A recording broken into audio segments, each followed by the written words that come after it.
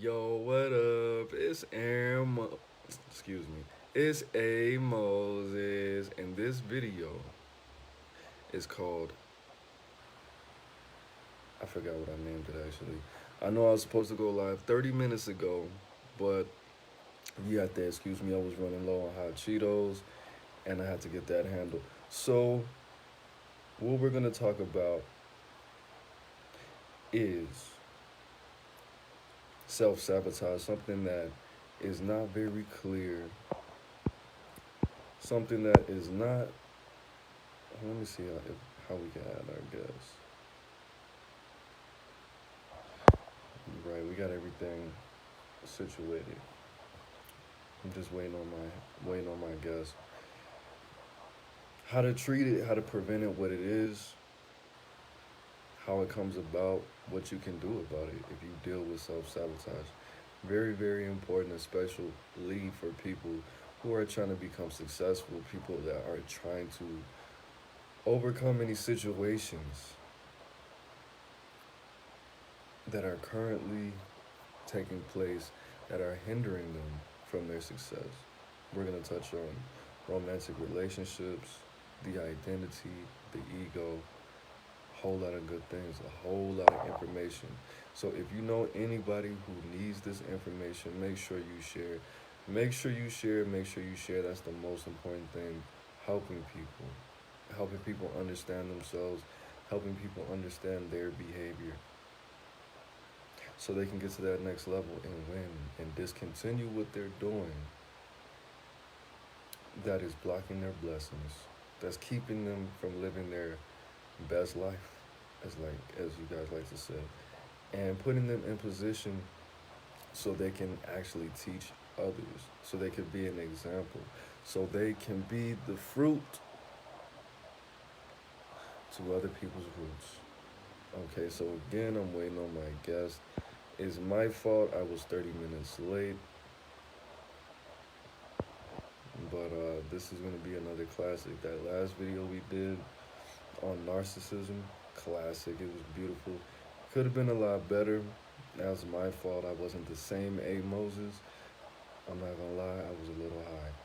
I was nervous. I didn't have any hot Cheetos that morning. It was just all off. It was just a whole different person, man. You already know how I get on. But again, waiting on my guest. Let me see. What's up, DN? What's up, Timmy? Man, the homies is rolling in, man. I like that. Make sure you guys share, especially the groups, especially the people that need this information. I'm waiting on my guest, Elle Danielle. And see, I was so out of my mind. I didn't even realize I was calling her Elle Danielle, like a third grader that doesn't know how to read. Like English is not my first language. What's up, Tiana?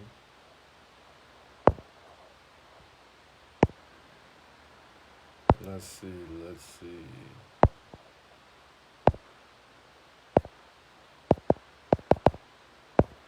I'm trying to see if I can invite her.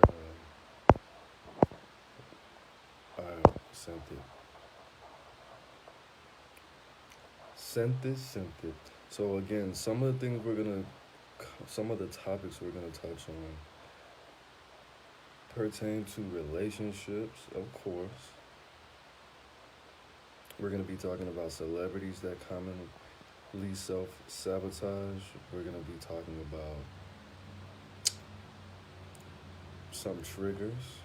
We're gonna be talking about how to treat. I don't like to say heal because for various reasons actually. We're gonna be going deep into different mental health issues, exchanging some stories, giving some real good examples on how to get through this. Bear with me for 1 second. Let me see. I'll check my DM, see if she's. Okay. I just sent her a message. If anything, we'll reschedule. It's not a problem. Not at all. See, if I would have been here on time, like I walked in the door at 7 o'clock. They only have the little bags of hot Cheetos at the store I usually go to. I like the big bag, so it's a little bit more economical. So I have to go with that, you know. But it is what it is, man. It wasn't meant for me to go live at 7. So, where are you guys from? Where you guys from? What state are you in? I'm in Joliet, Illinois. I've been here for 3 years. Make sure to comment. Make sure to contribute. We're giving you all this information. Took blood, sweat, and tears to get this. Okay, so Elle said that she's getting her coffee. But self-sabotage, what inspired this video? What really is Yonkers? Hey, Mary J. Blige, Jada Kiss, and DMX. Wait, DMX from Yonkers? DMX is from Yonkers. Mary J. Blige. Mary J. Blige. Okay, so I was watching this this YouTube channel. I don't know if he calls it a podcast or not. I'm pretty sure it is. And there was a lady named Ariel, and she was a heroin addict prostitute. And she had been clean for about 3 years after she got out of jail. She moved from LA, and then she went to Texas with her children. I believe she had 2 children. But she got to a point where she subconsciously didn't feel like she deserved these things.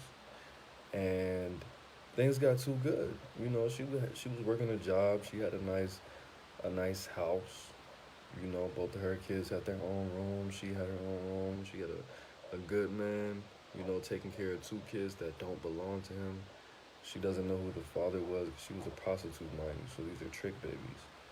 And, she was holding it down, staying clean. And, she said out of her mouth, if you want to watch the interview, Ariel, soft white underbelly, she said out of her mouth, if my memory serves me correctly, she said that things just felt weird because it was going too well, and she just ended up relapsing. Unfortunately, she ended up relapsing because she felt like she didn't deserve, what was going on in her life, because she wasn't used to it, and that's what she did. And a lot of people do that. A lot of people may feel like and it's not even really. It's a subconscious thing. It's more of like a instinctual thing, you know.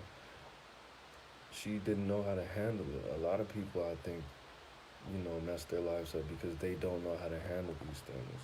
That's why I always advise you guys, when you try to manifest anything in your life, make sure that you are self-aware. How is this thing going to change you? If you're trying to manifest $10,000 and you never had $10,000, you don't know what that's going to do to you. You're trying to manifest your own crib and you never had your own crib, you don't know what that's going to do to you. You might end up messing it up.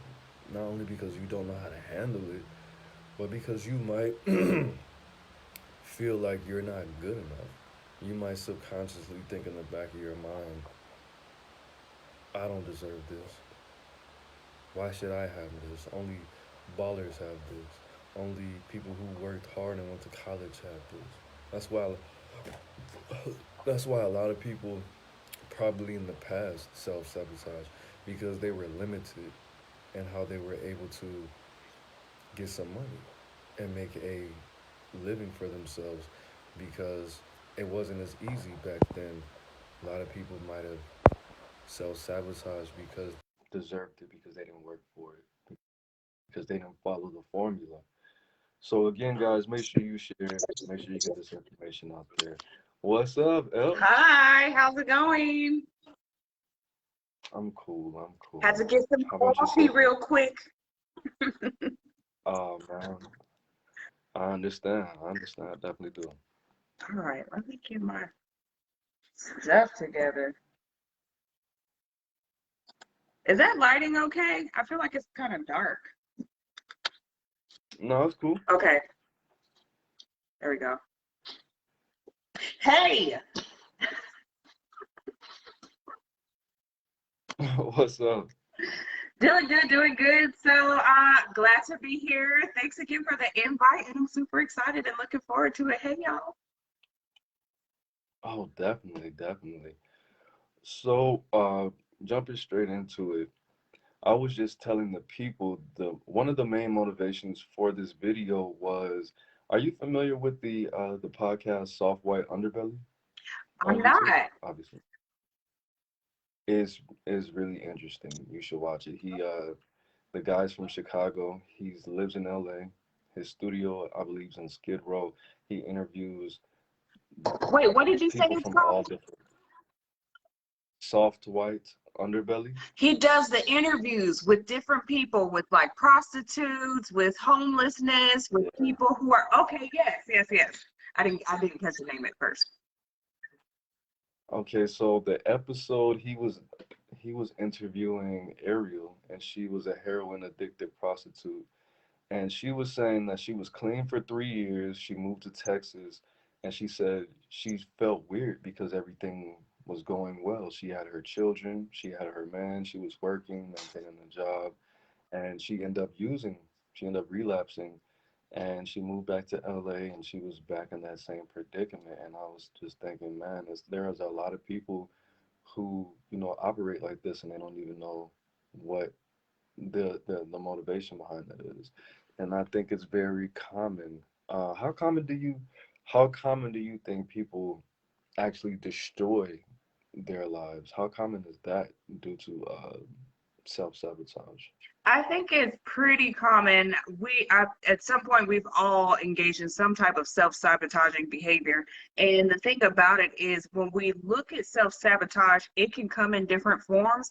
So Hmm. sometimes some of the most obvious that stand out, especially in society, would be things like substance abuse, addiction, and just the negative vices, right? But the reality is that all of us have a vice, and that vice could be overworking, going to the gym. It could be um, it could be overeating. It could be undereating, right? It could be anything that gives us a sense of self-control, or not self-control, but a sense of control. So we all have done this at some point. It's pretty common. So it's pretty much like a mechanism to control, to maintain normalcy. Absolutely. Yeah. It gives us a sense of empowerment. So if things are feeling out of our control, and given the example you were talking about where things are going well, it's like, okay, I'm not controlling this. Things are going a little too well. Let me do something that's familiar so I can feel like I'm in Mm, control, even if it is messing it up. oh, so it's a it's based on the fear of the unknown, pretty much. Hmm. Absolutely. It could Mm, be fear of the unknown, fear of failure. We don't want to fail, right. but also another very real side of it is fear of success. And if we go back to this Hmm. same example, everything's going well. It's like, life couldn't be better. But the fear that somehow something's going to happen outside of my control that's going to throw it all off. So let me be the one to make it happen. That way I can feel like I'm in control. Fear of success. Can you break that down a little bit more? Absolutely. Fear of So, success. yeah, so a lot of us, believe it or not, on a subconscious level, we are all programmed to operate within a certain space. And it boils down to Hmm. our cognitive programming, or what we call our cognitive beliefs. This is where our core set of values and ideals and all of that comes from. And so it is created in childhood, but it's established through repeated experiences that we have. So depending on, the environment we were born into, who raised us, how we were raised, the things people said and did, also the things people didn't say and didn't do, we internalize a lot of that. And so based on the program or the message, so to speak, that we receive, we reinforce that through each and every experience we have, whether that's with friends, relationships, co-workers, in school, it's anywhere and everywhere. And so many of us are operating with cognitive beliefs that we don't even know are there. So we find ourselves continuing to engage in certain patterns.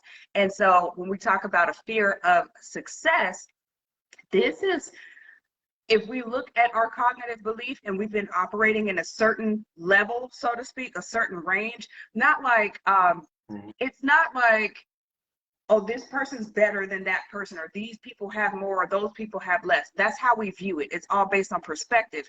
But the way that we do what we do is based on our core belief or the core programming. So we all operate within a certain frequency. If you think about people who have been extremely overweight, and then you see them, they've lost so much weight, they're like super fit and super healthy. You're like, how did they do that? Well, they were operating according to their core belief for so long, but there was something that triggered them to say, okay, I need to do something different. I want to do something different. So they had to push outside of that belief.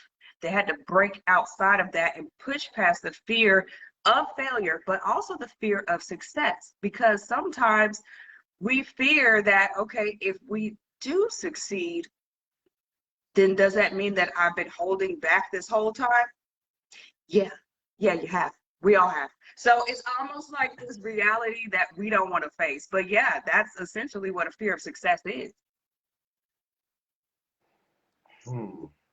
So I did a little bit of honestly, I did a lot of research on this, but as far as steps to take, actually, no, we're gonna get to that last. So you guys gotta stay tuned for it. It's always gonna get better. But do you think it's based on? Do you think self-sabotage is age discriminant? Do you think it gets better, worse, or it's more common in the younger people or older people? Is that a I think reality? it's more common in older people. And the reason why I say that is because, again, when we go back to this idea of cognitive beliefs, cognitive programming, children are very impressionable. And so that's why, children's brains, minds are like sponges. They just soak up everything. I mean, if you think about a baby, how much they learn just in the span of 1 year, like, it's incredible the amount that they can take on, and they can adapt to different situations. Whereas adults, if we really approach ourselves, we could too, but we often sabotage ourselves because of habit, routine. Life happens. We settle into whatever it is we have going on, responsibilities. And so for the younger people, children specifically, children pretty much are doing what they're told. They're learning a lot, but they're able to adapt very well. And so when we talk about older minds, adults and things like that, we've been doing it and reinforcing those core beliefs and cognitive programs for so long. We're kind of conditioned in that way. So I believe it affects adults more so than the younger people. As far as the youth watching the adults, should we be concerned that the youths can adapt? Do you think this is something that could be learned? For sure. For sure. Something that It is is environmental? really concerning because, one, so obviously our society is jacked right now with this entire pandemic that shut down the whole globe, right? And so because this is something that pretty much none of us have ever experienced before, adults included, the adults are trying to figure out how to adapt to all of this. We have no idea what we're doing, none of us, and so it's like we're trying to figure it out, but the kids, they're just like, we do what our caretakers say to do. We just adapt to whatever they're doing. And so we're seeing, even with this pandemic, an astronomical increase in the rates of suicide. We're seeing so many people more than ever battling depression, anxiety, all kinds of things, because so much feels out of their control, so much of it. And so we have adults who, if they're not healthy, coping in healthy ways, unfortunately, the children are watching them, and unfortunately, the children are learning from them. Also, if you're talking about adults who are stressed to the max, whether it's trying to provide for families, there was a period of time where parents were trying to do the homeschooling with the kids and all of that. Somewhere, someone's going to get neglected at some point. You know, we can't fully turn our attention to our kids in all the healthy ways we would like to, whether that's like mental stimulation, emotional stimulation, like really just nurturing the child, because the parents are maxed out. So a lot of our youth are on social media, and social media has essentially become the parent. If we've, most of us have seen things like that crazy behind crate challenge. I don't understand why. Like, where is the part of your rational brain that would be like, no, that's not a good idea. Like, I mean, I know you guys are saying try it, but no, thanks. I'm going to sit this one out. People are breaking their body parts. People have died doing this. Like, what? So if that kind of stuff is on social media, and that's just one example. All the other things that are on social media, this is essentially what's parenting our children. And so they think, oh, well, this is normal. Oh, this is funny. Ha ha. Get up there and try it. Break your neck. We'll see what happens.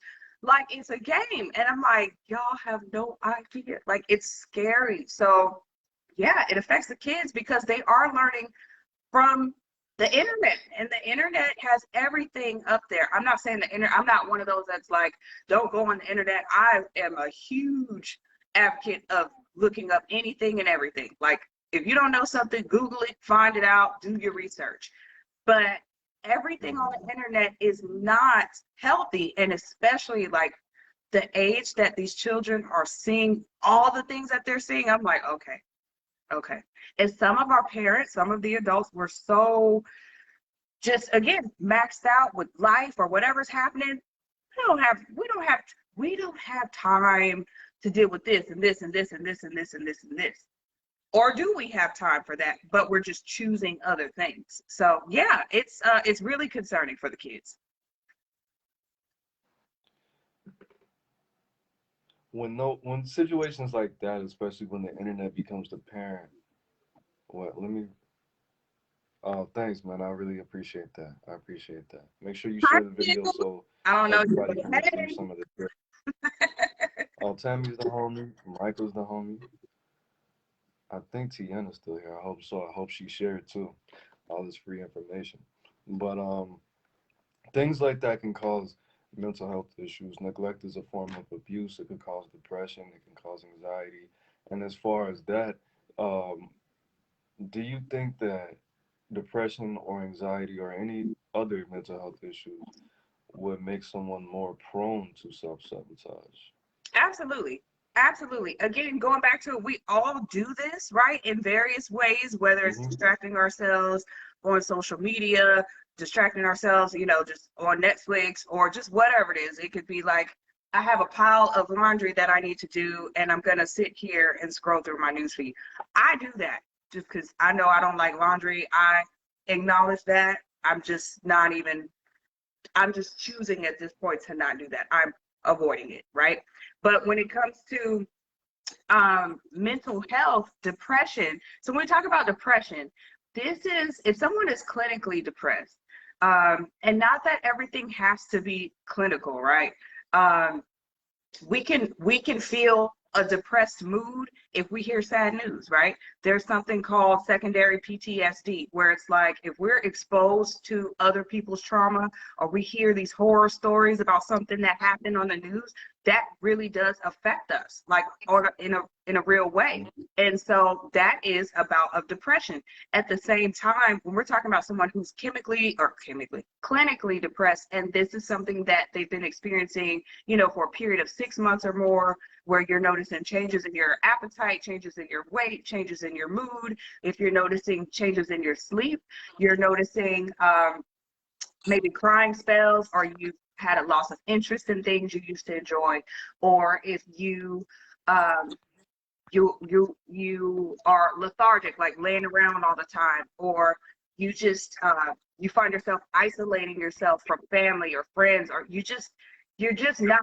who you used to be, that could be an indicator that you are clinically depressed. And so with that, those are a lot of the criteria. Some of, whoever's listening, if you ticked at least 6 of those, and there are more, then you probably are clinically depressed. If it's been lasting for a period of 6 months or more, that's a high probability. And so also with that, if we're talking about someone who they're not eating properly, they're not sleeping properly, they don't have energy, they can't really focus like they usually would, right? And so it's like you're asking someone who's essentially a shell of themselves to continue to live life and be responsible in the ways that, they were before they were depressed. And it's almost, it's not impossible, but you're not going to get that full person. And so it makes sense that. Well, let me add one thing too. So I was looking at I was studying education in America, and they were saying that minorities, specifically in our urban communities, the children, they don't have the same resources, and their parents are not as available. They don't have the same abundance as people that are not minorities in different in different spaces. So they are not prepared to be they're not prepared to scholastically excel. When you don't have that home base, you're not going to be able to perform in your school because you're worrying about what you're going to eat, you're worrying about getting evicted, you're worrying about all these people living in your household. When you get home, you can't study, things like that. Right. People tell me all the time, my son's not doing well in school, and I'm like, that's because you have 30 people living in your house and you don't have food. Like, there's a lot of different situations. So a child might think that they're stupid, or a child might not even have the availability to be a good student. Mm-hmm. And if they're not excelling at school, they're not able to play sports. They don't have a lot of access to a lot of things. People are making fun of them, what have you. They don't feel like they can succeed in their classroom. They're not getting that positive affirmation from their parents. They grow up, they get used to this. They Yep. might turn to the streets. They might turn to a toxic boyfriend or girlfriend early. Yep. They want to be good at something. That's a great example of self-sabotage that happens very commonly every day. Yeah. Yeah. And the unfortunate situation with that, I mean, there's so many barriers automatically. You're talking about growing up in an area where people don't have as much access to resources. If they have a lot of people in the home, we're talking about children need guidance, healthy guidance from adults. I used to work in child protective services. I did that for 4 years. And one of the things that was observable constantly, if there was a house with like 6, 7, 8, 9 plus people, I'm like, oh gosh, like these were some of the more difficult pieces. Every single time I'm like, dang, I'm gonna have this one for a long time. Not so much that I wanted to, that I didn't want to like be resourceful or anything like that, but it's like there are layers upon layers upon layers of issues. It's not just the fact that there's a bunch of people in the house. Well, let's look at why. Why do we have 9, 10, 11 people in one house? You know what I mean? There's that. Then you're talking about usually it's multiple generations. So you have like a great grandmother, the mother, and then children, and maybe like a random cousin or some random aunts or whatever. All these generations. When you have that,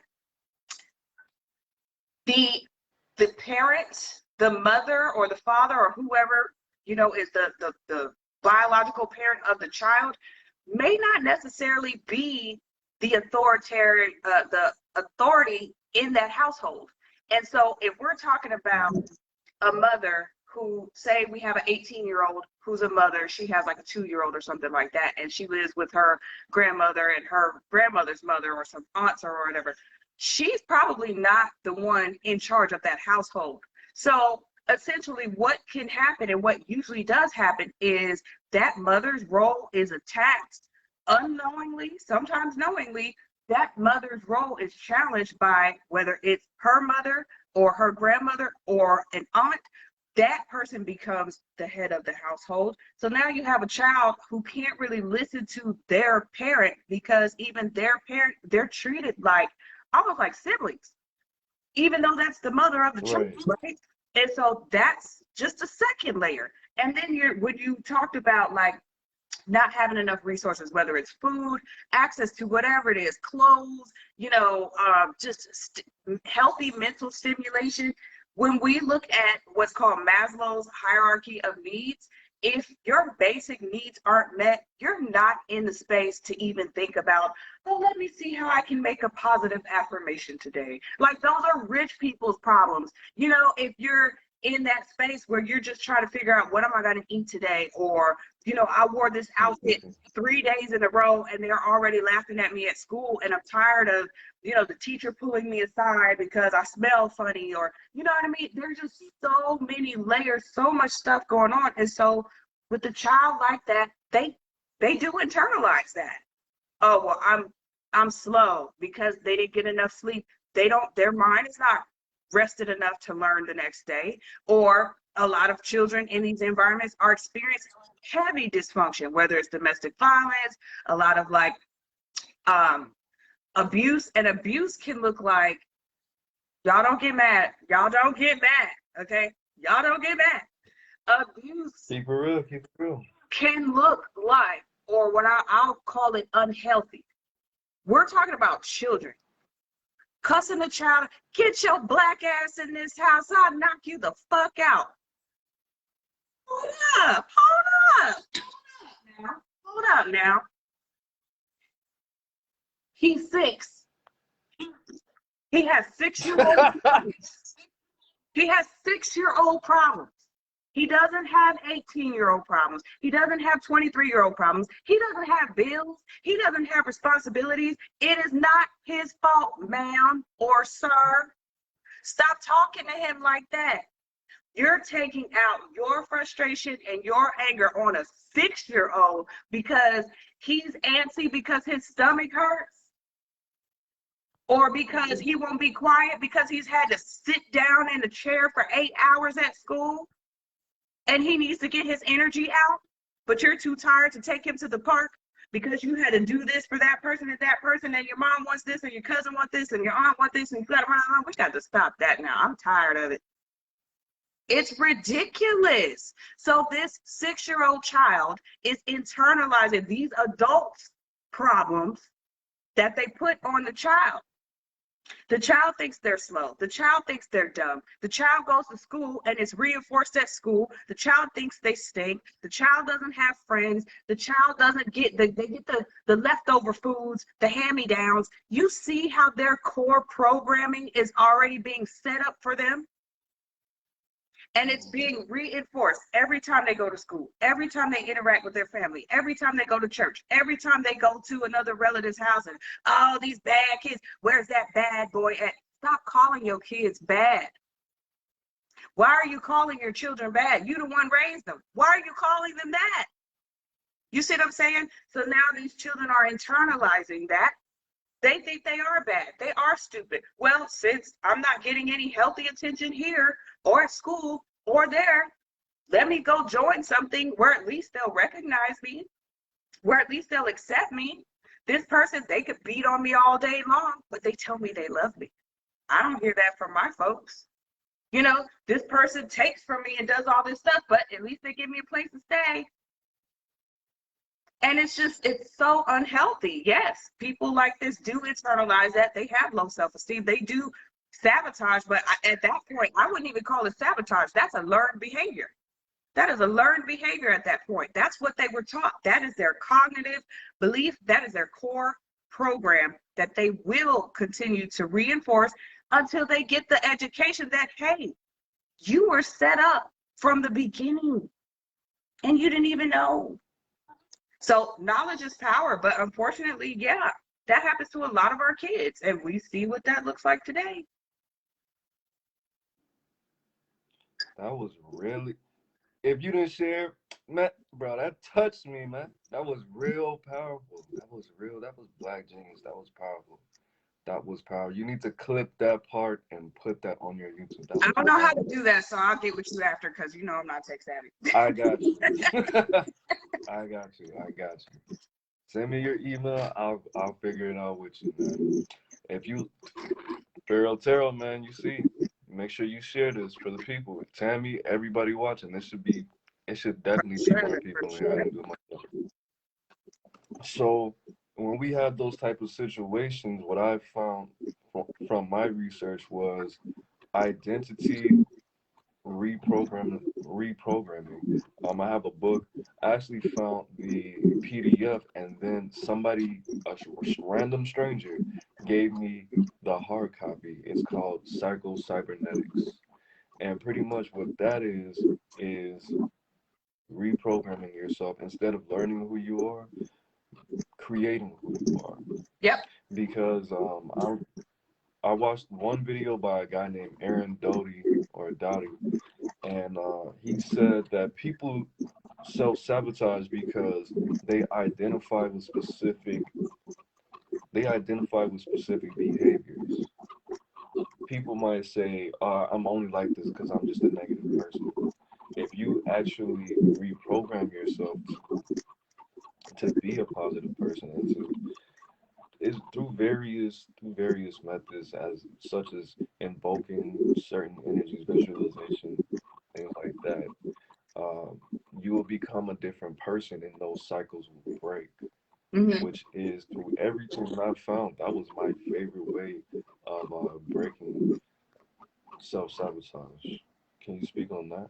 Yeah. I mean, So that's pretty much everything we've said has sound like just reprogramming yourself and becoming a new person completely. absolutely, it is about reprogramming your mind. But again, a lot of people aren't even aware of the. So sometimes, okay, so as humans, when it comes to us really like pushing outside of our comfort zone and actually going for our goals, and you see the difference between the people who do and the people who talk about doing, right? The difference is the people who do, it's not that they want to do this stuff, but they're like, in order for me to have something different, I have to do this. So they push outside of that comfort zone. And so when we talk about reprogramming the mind, right, and restructuring how you view yourself, rewiring that program that we have, one is to become aware of the program. We can't really fix anything if we don't know what's going on. So we need to become aware of our core program. We all have one. How do we do this? Get you a pen and paper, get a journal, preferably. Start journaling. Just start writing. Start thinking about, your experiences and the things that really make you feel like really good and really empowered, and then write down why. And then start journaling about the things that really suck in your life and the things that, you are self-aware about, or you have like your insecurities and the specific experiences that triggered those insecurities. And therein lies your clues. When you go back and look at childhood, and this is what I do with all of my clients when we're in therapy, we do a lot of we go not straight to the childhood, but all of us go there, because I'm like, okay, we need to review these messages and see what's going on, because you're repeating some things that you learned. And so already in my mind, I have ideas, but I have to ask them the questions. And sure enough, they start doing stuff. I'm like, well, there it is right there. There it is right there. And I'm like showing them, they're like, okay, yeah. You want to look at your specific experiences that you've had where you felt on top of the world and really, really positive about yourself. And then also experiences where you felt like shit, like you really felt lower than low. And you want to ask yourself why and who made you feel that, what was happening, and what was the message you internalized at that time.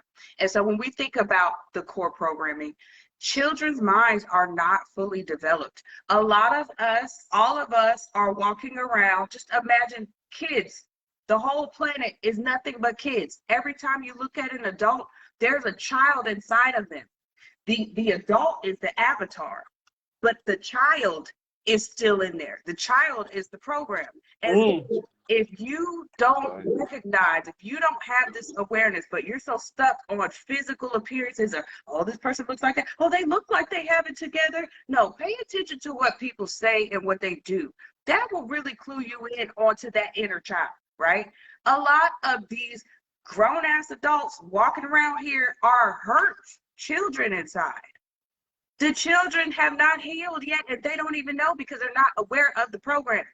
So you become aware of your program by going within and doing your reflection.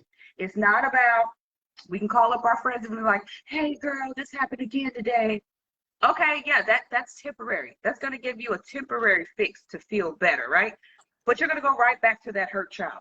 And so once we become aware of the program, we have to look at, okay, as a child, I internalized, you know, mom saying this about me or the kids talking about me as if I'm dirty. That means I'm dirty and I'm poor and I don't have anything. And then my teachers told me I wouldn't be anything. So I didn't try because every time I tried, I got yelled at or, you know, they marked up my papers. I used to hate that as a child. To this day, don't send me no paper with no marks all over it. Like I'm instantly shutting down because it makes me feel like I felt in third grade. You see how it goes all the way back to childhood, right? And so it's like the message then was, okay, I'm not good enough. I'm not good enough. So once you become aware of that message, recognize that you internalize that meaning as a 7-year-old, as an 8-year-old. If an 8-year-old was making laws today, you'd be like, no, that's not going to work, Timmy. There are a lot of things that we need to consider that you haven't thought about. Well, think about all these adults with these children, these hurt children inside, still operating from something they created in their mind when they were 8 years old. They never went back and reprogrammed. It's like a computer. It's like you literally have to. Do we not have to do these updates on these cell phones and stuff? You can't operate from something from 95 in 2000, soon to be 22. Like that's so beyond outdated. It doesn't work. But a lot of us adults are operating from stuff from 1995. When we think about it, it's like, wait a minute, you were a child. You thought that when these experiences happened to you, that somehow you were dirty or you weren't worthy of love or you were stupid, when really, go back and look at it. Your parents put you in that predicament, sir. Let's just sit with that discomfort for a second.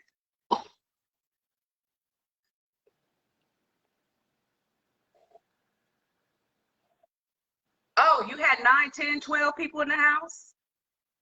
Was that your fault? You were 6. Did you put all those people in the house? Well, no, I didn't do, okay. But somehow you feel responsible. Somehow you feel like it was your fault you didn't have clothes. It wasn't your fault. People around you probably made you feel like it was your fault, but it wasn't your fault. You didn't ask to be here. So we are running around putting this responsibility on children when it's not their fault. And then we get mad at them. And we lose our patience with them. And we get frustrated with them. And we spank them and beat them and stuff. And I'm not telling people how to raise their children. I've been spanked. I'm just simply saying, recognize where it comes from. So if we fast forward to 2000, soon to be 22, and say, wait a minute, I didn't create those experiences. I didn't create those scenarios.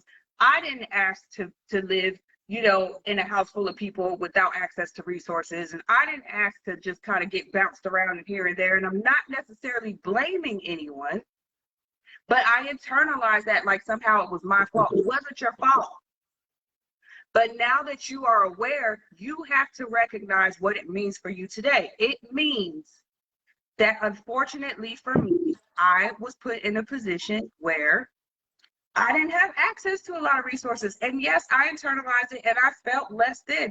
But now you need to look at, are you less than? Are you dumb? Are you stupid?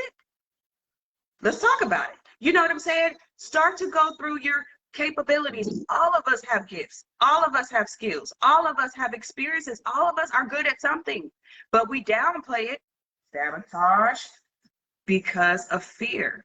Our insecurities come out and say, oh, no, don't share that. They're going to laugh at you, just like they laughed at you when you were in 2nd grade. You remember that time you thought you were really doing something and you went to show you went to show whatever, whoever it was, and you were like, look, I made this really cool thing. I made it. And they looked at it and was like, get out of my face. Mm. Well, goddamn. Can you imagine what that does to a 6-year-old who was so proud of their little now adults, kids stuff. Look what I made, mama. Don't be like, get that ugly shit out of my face. Like you are supposed to be watering that seed. That's your living human Hold seed. on one second. Guys, is Elle's camera frozen or is that just me? You can see yourself in this. Oh, there you go. Did it freeze? Yeah, that might just be my connection. Oh, okay. Am I good? No. Is it good now? No, that's definitely mine. It's definitely mine. You said it's on yours? It'll probably most likely it'll show up on the finished version. I'm sorry. Gotcha. Okay, can you hear me though? I can hear you. Yeah. Okay. Hopefully it'll click back on. But so I was just saying, like, if your child comes to you and they're super proud about something, even though you think it looks like crap, don't tell them that. Okay? Their little child brain can't handle that. You're supposed to big them up and be like, oh, you did such a good, that must have took you a long time, didn't it? Yeah, I worked really hard on it. Good job. This is how you teach people to be perseverant, to try, and like you encourage your children to bring forth their gifts. You don't shut them down when they try something and then you embarrass them, especially in front of people, and especially within our community. We have a bad habit of doing that to our kids, embarrassing them in front of people to make them feel like shit because we feel like shit. That's not your child's fault. Stop doing that. So as far as reprogramming, go ahead. No, go ahead. As far as reprogramming. Yeah, as far as reprogramming, look at it from the mind of an adult. Become aware that these were things that were out of your control, but what are the things that are, what am I saying? What are the things that are within your control today? What can you control today? What are your goals? What's something you've wanted to do for a long time? Okay, well, I really wanted to travel, but, like every time I come up with an idea, everybody's like, man, that's so lame, don't do that. Okay, well, is it lame to you? I mean, because I think going to places outside of your itty bitty town is pretty freaking awesome. You learn a lot, you experience a lot, you go find other cultures and you be like, wait a minute, what? They do what over here? You learn so much by getting away from the place you grew up in. Don't stay there. That's how you get stuck. You don't grow. So if you feel like people aren't going to support your ideas, don't tell them. Just go off and venture and try something new. You start out small. Go to a place in your town you haven't been before. Go to a park. Go feed the birds. Maybe you've never fed birds and you're like, let me go do something different. I'm going to go feed some ducks today and get some sunshine.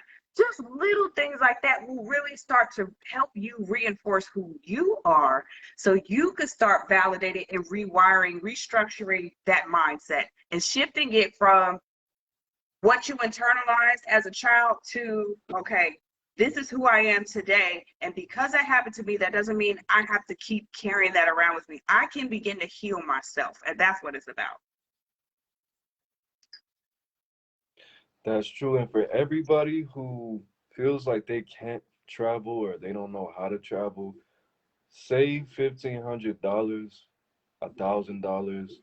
Go to Atlanta. Go to LA. Go to the nice parts of Chicago. It's not that much money. All that weed y'all smoking, all that Hennessy and whatever you drinking, the Four Locals. Save $1,500. take 2 days off a subway that you work at and get on a plane while it's still cheap. I'm It's traveling. I'm going to really cheap Miami to fly tomorrow. now. I got that plane ticket for $138. Yep. $138. My Airbnb was $300. My Uber Eats is probably gonna be breakfast, lunch, and dinner. Probably gonna be less than $100. That's not that much money. Right. That's less than $700. Right. So make sure you travel.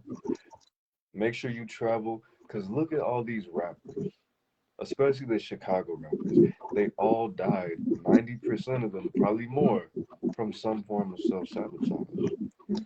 So moving on, we talked about a lot. We got to close this because I know everybody. That's why we don't have. I don't even want to speak on that, but everybody wants me to talk about money and relationships and whatever. So that's how we're gonna end this. So as far as relationships, we've already established that self-esteem has to be established. Self-esteem has to be replenished and rebuilt. So as far as romantic relationships, or yeah, romantic relationships specifically, if one of the parties, one of the people in this romantic relationship, if they are self-sabotaging this relationship, do both of the participants have to alter their identities for the relationship to work itself out? Not necessarily alter their identities, but definitely take a look at their expectations. And so a lot of my work with the clients that I see is reality versus expectations. We expect, we'll be together and it's going to be love and butterflies and I like you and you like me and everything is cloud nine all the time. Okay, that's a nice expectation. It probably starts out like that, right? However, the reality is real life sets in and then everything gets cloudy. So when your expectations and your reality clash, that's when we have blow ups in relationships, right? We have these disagreements, these fights, and maybe there is a partner who is sabotaging it because they feel like part of it at the bottom of it is you're gonna leave me. This feels very similar to go back to childhood. Usually we attract our parents. Okay, so if for an example, a child who grew up without their father, if it's a woman today and she grew up without her father, or she saw a lot of men in and out of her life or something like that, and maybe she had a really close connection with her father or some male figure and they left or they died or something like that. Usually that can play out in relationships where it's like we are looking for that similarity. We tend to attract our parents. And so if we go in and look at it, it's like, all right, well, everything's too good. It's feeling too good. I have to do something to mess it up because subconsciously you might leave me. And I can't feel that hurt that I felt all those years ago. So I'm going to do something to mess it up so that I can leave you first, or we're going to have this big blow up and you're going to prove to me that you love me. You're going to tolerate my bullshit and you're going to stay. And so when the person stays and they're like, okay, now we're back on cloud nine. Oh, it's back lovey-dovey again. Oh, you're the best. I love you too. You're amazing. Till the next time. Oh, it's getting too comfortable. It's too much. I gotta fuck some shit up, See what you did That's how it goes. And so it's just a cycle. It's a cycle, and then you end up pushing what you really wanted away. And so it's like, again, it goes back to becoming aware of that program. You are sabotaging yourself because of your fear that this person's going to leave you, or the fear that this might actually work out for you. And this might actually be one of the best things ever for you. And that means that you're going to have to make some very real changes in other areas of your life. Are you ready for it? And a lot of us, when we look at the root of self-sabotage and what it actually is, it's us avoiding things we know we need to do. That's all self-sabotage is. We know there's something we need to do. We tell ourselves, no, I don't want to do it. I'm comfortable, so I'm going to do this. And I love this example. Hopefully this will hit home for you guys. But can you tell what this is?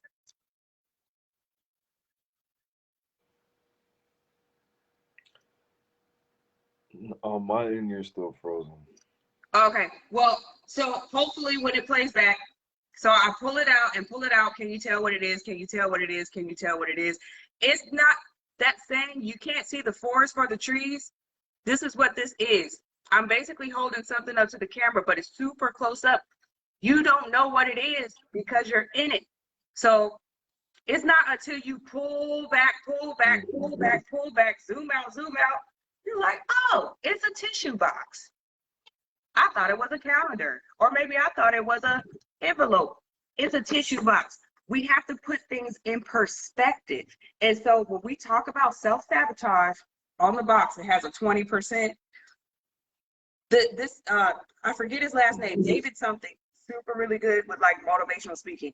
But he talks about the 20%, how we operate in 20% of our full potential.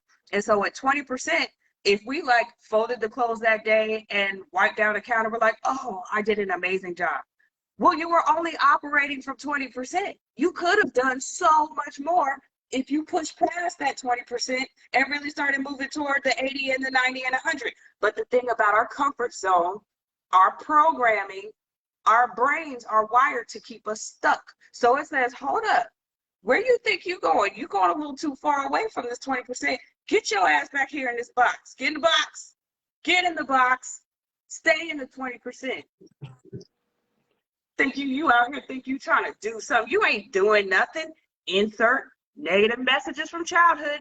You ain't nothing. You ain't never gonna be nothing. You out here trying to be great and trying to leave and trying to explore the world. Who do you think you are? Get in this box. So a lot of us get in the box. And that essentially is self-sabotage. That's interesting. I just thought of two more points. So I think a lot of people subconsciously they try to, well, some people consciously do this.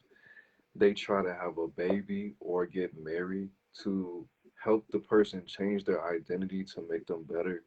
Because for some people, yes, some people they have children and they change for the better. They slow down on whatever vices they may have that are hindering them from reaching their goals. Some people take life more seriously when they get married. When they get married, because things become more serious. But at the end of the day, a lot of that doesn't work. So can you speak on that? Yeah, for Like sure. So, as far as changing the identity, because what I was telling my woman actually was I'm not gonna repeat these same things because I'm not the same person. I'm not what you're used to. You're in a different stage in your life. So if we go to this level, if we go to these levels, you can see like an initiation type of process. You can see that I'm more serious, I'm more this, I'm more that, because these people haven't done what I have done. So you can stop associating me and so you can stop associating me with these people so you don't have these you don't see these behaviors, these normal behaviors as triggers, these things that I'm doing that are totally normal as triggers. right. So that's a lot of that's what I was that's what I've been doing, you know. Yeah. So Not trying to get her pregnant and marry her, just doing different things to separate myself. yeah. So a lot of times when we are looking for, if we are trying to, first of all, we can't change anybody. Okay. We cannot change anyone. This will save us Right. a lot of time, years, energy, tears, sweat, whatever, like mental anguish, like just stop already. Okay. And my approach, like this style, this is me all day, every day. I do this in therapy like this with my clients because I'm a realist. So I do a lot of real reality therapy. It's not all reality therapy, but um, it really does. We like to kid ourselves. We like to take something like dog poop and sprinkle sugar on it and like put a little flour on it, put it on this golden plate and like light a candle next to it and be like, oh, does this look like that? And it's shit. So No. But someone else will be like, oh, that looks so good. Where? Where? Like, why? No, stop. Stop lying to yourselves is the first step, okay? We cannot change anyone. The only person we can change is us. And this is all this stuff that I speak about, I have experienced these things too, okay? This is why I feel like a part of, with my work, I'm able to connect a certain way because of that. Like, I know what that feels like to internalize certain things. I know what it feels like to be judged or bullied or to be shitted on in relationships or whatever it is, right? I know what that feels like. And I know that that doesn't feel good. So people going through that, it doesn't feel good. Cut the crap, save yourself some time. Stop thinking you could change anyone. I did it too. I had a baby out of wedlock knowingly. Oh, we're going to be a family. Yeah, right? No, we're not. And then there's this phase of, oh, well, he's full of this and he's full of that and he doesn't do, okay. Turn that finger around and look at yourself. You knew that before you had a baby with him, ma'am. Again, I'm talking to myself now, okay? So this is no judgment. And when you say things like that, people feel like you're judging. Oh, well, you don't understand. I don't have to understand. It's not my job to understand.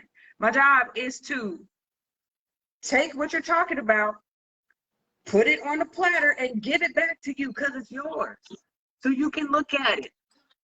You can't change anyone. You could try to trap people with babies, or you could try to secure yourself in a marriage. But it's like, when we do stuff like that, are we doing it because that's what we want? Or are we doing it like, I'll have this child, or I will get married, so therefore I will be a better person? Okay, well, you're already creating a situation where you're not giving your full self.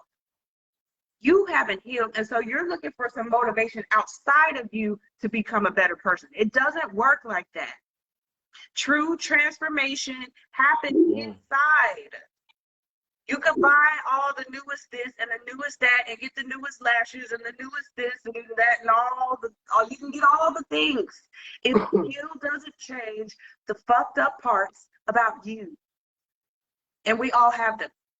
So it's not until we look at us and say, okay, I need to stop sabotaging and I need to heal me before I try to create anything with anyone else, then we're going to keep repeating those patterns.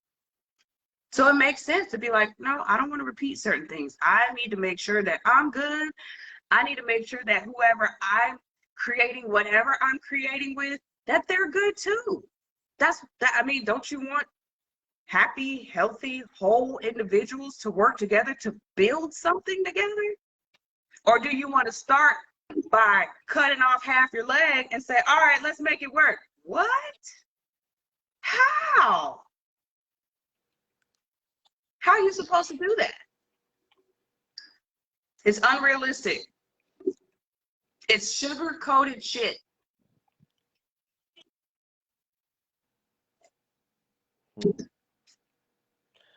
I really think that's applicable to multiple situations, whether that be a friendly relationship, a platonic relationship, relationship with money, relationship with the family. And I'm sure a lot of people will be able to take a lot and give a lot of that to their lives. So, what did you want to close this with? Because I was really, Yeah, so to close now, self-sabotage is something we all do. We all do it. And a big part of becoming aware of that and really just starting to evolve into the person we want to be is becoming aware of the fact that we self-sabotage. Acknowledge the experiences that we had that create these kinds of behaviors, that core program we talked about, where we think we're less than, or we think we're not good enough, we don't deserve, so we have to strive and give all of our attention to someone else to be acknowledged. Recognize the areas where you self-sabotage, and then ask yourself, what is it going to take for me to become a better version of myself? Understand that everyone is not going to understand you. When you start to push past your old self and you really start to grow past certain things, you're not going to be able to do the same things you used to do. You're not going to be able to hang out with the same people you used to hang out with because it's not going to feel the same. You're not the same person. And that's okay. Some of us don't like how that feels, so we stay in that box of 20%. But some of us choose self and say, you know what, despite this, I'm going to push past this and I'm going to do this for me. And when you do that for you, then you can have all the blessings and experience life in a whole new way where you're like, gosh, all I had to do was push outside of my comfort zone, stop sabotaging myself, and commit to me. That's where I would like to leave it with that. All right, very powerful, very informative. A lot of people are nailed on this, and I'm really glad you guys showed up, you shared, you liked, you commented, and yeah, this was a classic. This is a classic. I really appreciate you putting the energy into this project. Awesome. I appreciate the invite. Thank you so much. As always, it's a pleasure. I'm Courtney Maddox. I'm a licensed clinical social worker. I do offer free consultations. You guys can check out some of my videos on YouTube, Maddox Motivations LLC. And if anyone needs therapy or some coaching, I do that also. So you can just look me up on Google or visit those sites. And this was fun. This was fun. It was.